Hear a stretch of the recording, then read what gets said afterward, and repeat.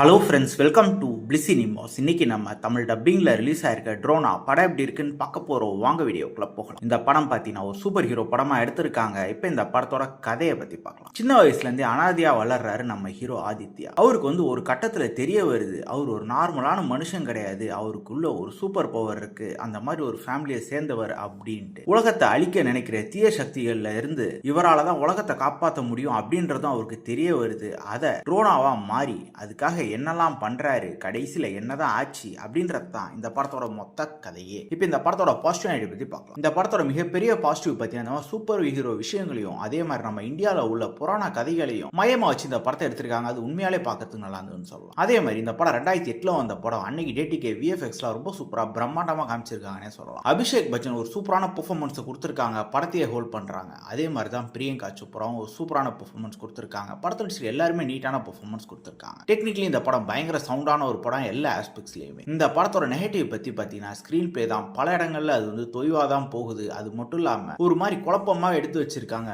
ஒரு நேர்கோட்டில் படம் போகவே இல்லை. அது மட்டும் இல்லாம யார் கேரக்டரையும் பெருசா நீட்டா எழுதாதனால யாரோடையும் மிங்கிலாக உட்காந்து பார்க்க முடியல. குறிப்பா அவங்களோட எமோஷன்ஸ் நம்ம கனெக்ட் ஆகவே இல்லை. அதே மாதிரி படத்துல பல காட்சிகள் ரொம்ப நீளமா தெரியுது. அதெல்லாம் பயங்கரமா கட் ஷாட் பண்ணி எடுத்திருக்கலாம். அதே மாதிரி முக்கியமான வில்லன் கேரக்டரும் பெருசா அவங்க நீட்டா எழுதி எடுக்கவே இல்லை. அது இந்த படத்தோட மிகப்பெரிய நெகட்டிவா இருக்கு. மொத்தத்துல என்கிட்ட கேட்டீங்கன்னா இந்த படம் ஒரு பிலாவரேஜான படம் தான். வேணும்னா ட்ரை பண்ணி பாருங்க. இந்த படத்தை நம்மளோட ரேட்டிங் கேட்டீங்கன்னா 10க்கு 4 மார்க் கொடுக்கலாம். இன்னொரு வீடியோல சந்திக்கலாம். தேங்க்யூ.